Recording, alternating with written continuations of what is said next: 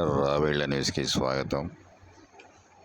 Balloon థియేటర్లు ఎప్పుడు చూసి ఉండరు, కానీ బాపట్లలో నిజంగా బెలూన్ థియేటర్ నిర్మించి అద్భుతంగా చేశారు. మీరే చూడండి. బాపట్లలో బెలూన్ థియేటర్ చూడండి. బాపట్లలో ప్రజలు చాలా అద్భుతంగా ఉందని అంటున్నారు బాపట్ల వాసులు.